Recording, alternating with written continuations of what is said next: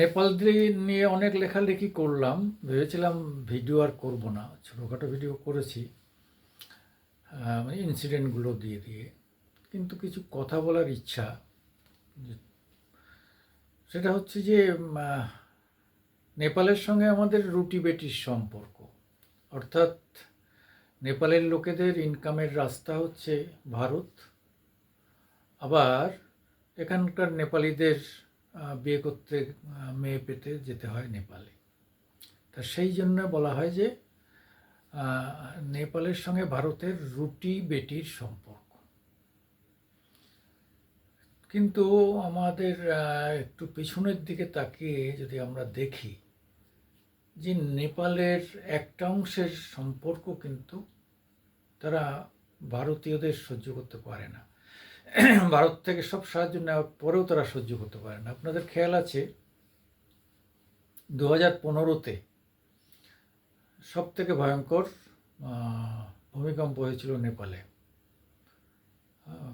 প্রায় 9,000 লোক মারা গিয়েছিল, 1 লক্ষ লোক আহত হয়েছিল। মানে বিভৎস, মানে একদম ভয়ঙ্কর। সেই আমাদের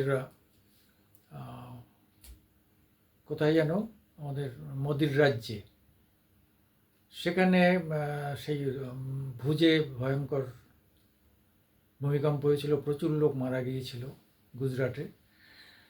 আরেকটা উল্লেখযোগ্য হচ্ছে এই 2015-তে কাঠমান্ডুতে ভয়ঙ্কর ভূমিকম্প।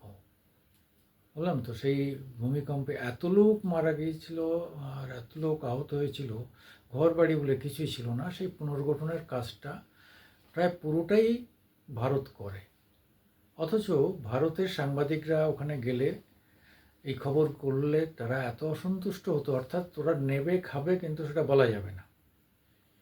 সে অনেকে আছে না যে চুপি চুপি নেবে, হ্যাঁ, তোমার ঘরের থেকে খাবার নিয়ে চুপি চুপি নিজের ঘরের মধ্যে ঢুকে যাবে, কিন্তু এটা কেউ জানবে না, এরকম আর কি। নেপাল ভারতের কাছ থেকে সাহায্য নেয়, এটা নেপালের একটা অংশের জনসাধারণ যারা চীনাপন্থী, তারা ভালোভাবে নেয় না।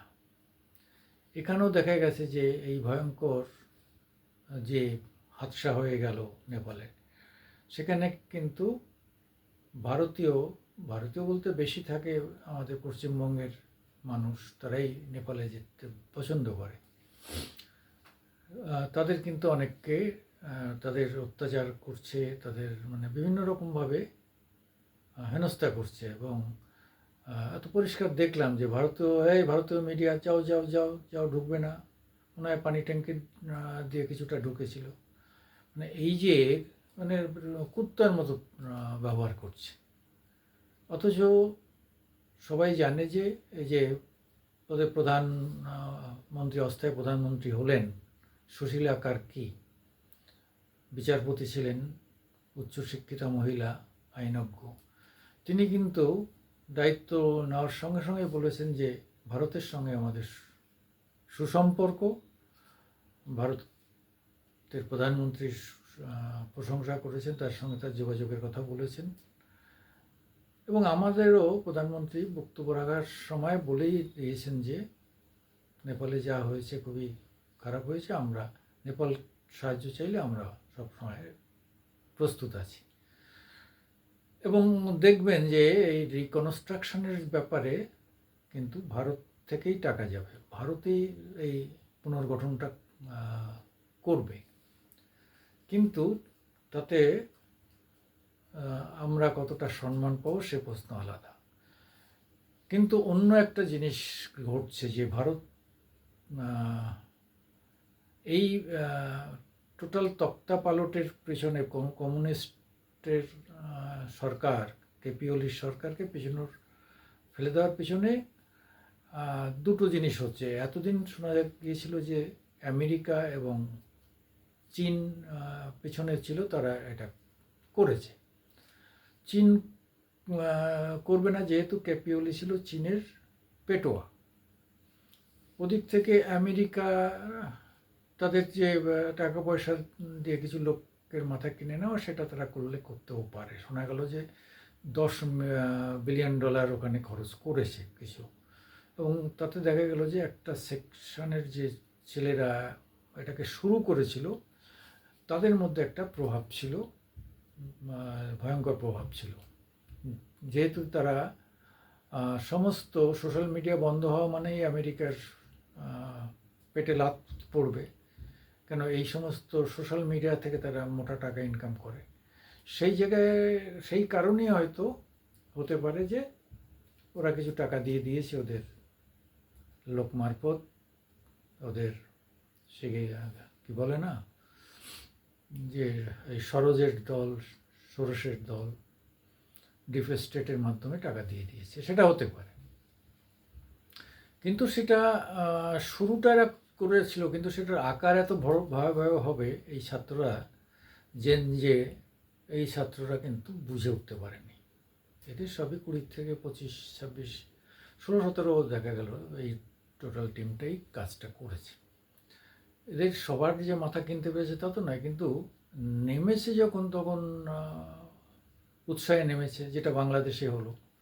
তারা উৎসাহে হাসিনাকে তাড়িয়ে দিয়ে ভেবেছিল মহাশান্তি পাবে, এই ভেবে টেবে মানে রিক্সাওয়ালাও রাস্তায় নেমে পড়েছিল, মেয়েরাও রাস্তায় নেমে পড়েছিল। এখন কি হচ্ছে, মেয়েদের সব বোরকায় ঢুকিয়ে দিয়েছে, মেয়েদের স্বাধীনতা সব শেষ করে দিয়েছে।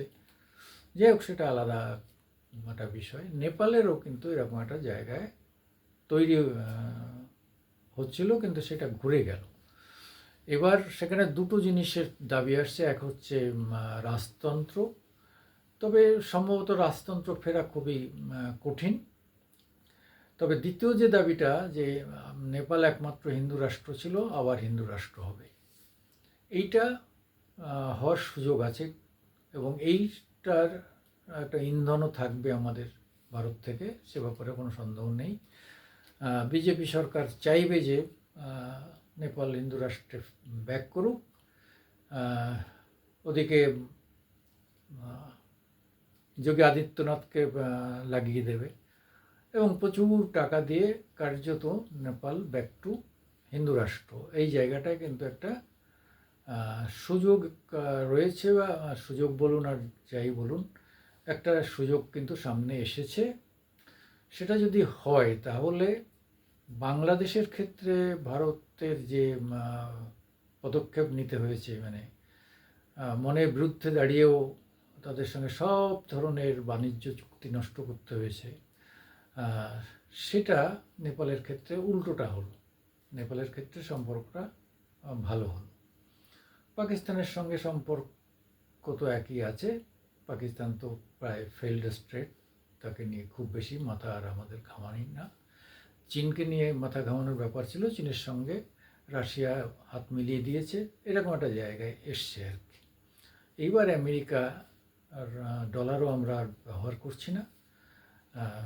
প্রথমেই দেখা গেল যে ডলারের শুরু হলো মরিশাস থেকে। মরিশাসের সঙ্গে আমাদের প্রথম যে লেনদেন হলো, মরিশাসের রুপিতে, আমাদের রুপিতে, আর ওদেরও নিজস্ব যে টাকা, তাতে সব মিলিয়ে একটা নতুন করে জিওপলিটিক্যাল একটা নতুন ফেনোমেনা সামনে এসে হাজির হয়েছে, যা এতকাল ধরে ভূগোলকের রাজনৈতিক যে ধ্যান ধারণা এবং রাজনৈতিক যে বিভাজন, সেই জায়গায় একটা আমূল পরিবর্তন, মানে রিঅর্গানাইজেশন হচ্ছে।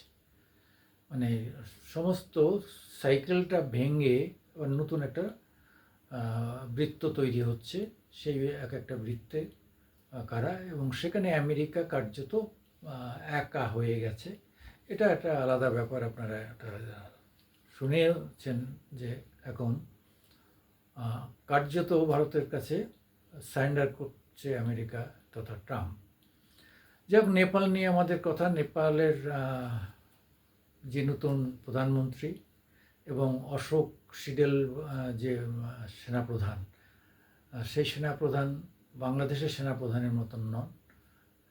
বাংলাদেশের সেনাপ্রধান যে একটা দেশকে ধ্বংস করে দিলেন, আর এই সেনাপ্রধান এসেই দায়িত্ব নিয়ে বলেছে 48 ঘন্টা গেছে, যা করেছে করেছে, আর এক পাও কেউ কিছু করতে পারবে না। তারপরে একটা আগুন লাগেনি, একটা মৃত্যু ঘটেনি, একটা বোমা পড়েনি। একদম একদিকে সুশীলা কার্কি চিফ, আর একদিকে অশোক সিরেল প্রধান সেনাপতি, দুজনে নেমে নেপালকে পুরো নিয়ন্ত্রণ করে এনেছে। এই হচ্ছে শাসন এবং দেশভক্ত। ওয়াকারুজ্জামানের মতো দেশের ক্ষতি ধ্বংস করার সেনাপ্রধান পৃথিবীতে আর দুটো নেই। পাকিস্তানের তারা মিলিটারি শাসন মাঝে মাঝে তাদের কূপ হয়, সেটা এক ধরনের শাসন ব্যবস্থা, কিন্তু কেউ এই যে মানে সাধু বেশে শয়তান ওয়াকারুজ্জামানের মতো, সেটা বাংলাদেশে এটা আর দেখা যায়নি। সেখানে কি হচ্ছে, এখন হিজাব নিয়ে আন্দোলন হচ্ছে। হিজাব, পড়াশোনা তো সব শেষ, হিজাব নিয়ে আন্দোলন, ধর্ম নিয়ে আন্দোলন। ধর্ম তো মনে থাকবে, ধর্ম প্রত্যেকটা মানুষের পছন্দের জিনিস, সেটা থাকবে, কিন্তু লেখা পড়া, বিজ্ঞান, ব্যবসা, অর্থনীতি, এই জায়গাটা শক্ত না হলে, আজকে মিডল ইস্টে যারা এই ধর্ম নিয়ে বেশি বাড়াবাড়ি করেছে, প্রায় সব কান্ট্রিগুলো প্রায় শেষ। আর যারা অর্থনৈতিকভাবে যে মূল, সৌদি আরব ইসলামের মূল পুণ্যভূমি, তারা কি সুন্দর সবার সঙ্গে, ভারতসহ সব দেশের সঙ্গে হাত মিলিয়ে তারা ব্যবসা করে যাচ্ছে। তারা জানে একদিন তেল শেষ হয়ে যাবে, এই ব্যবসাই আমাদের প্রধান। যাই হোক, আবার নেপাল পশুপতিনাথের মন্দির, মৎস্যেন্দ্রনাথের মন্দির, ফলে নেপালের সঙ্গে আমাদের একটা আত্মিক যোগাযোগ রয়েছে। সেই বাংলাদেশেরও বরিশালে এই মিন্নাত মৎস্যেন্দ্রনাথ, এই মহাপুরুষদের জন্ম কিন্তু বরিশালে, বাংলাদেশে। সেখান থেকে তারা নেপালে গিয়ে সেখানে তার প্রভাব বিস্তার করেন, ধর্ম বিস্তার করেন, এবং সেখানে আজকে পশুপতিনাথের মন্দির সব থেকে পবিত্র এবং উন্নত, এবং মৎস্যেন্দ্রনাথ মিন্নাতেরও মন্দির, সেটা দেখতেই হাজার হাজার মানুষ যায়। পর্যটক না থাকলে নেপালের অর্থনীতি আবার কী? কাজে পর্যটকরা যায় বলেই নেপালের অর্থনীতি। সেই পর্যটকরা যদি সন্তুষ্ট না থাকে, তাহলে নেপালের ক্ষতি হবে। এটা যেন নেপালের মানুষ মনে রাখে। আমি সুকুমার দেবনাথ, আমার আজকের দিন ইউটিউবে আপনাদের সবাইকে সুস্বাগতম।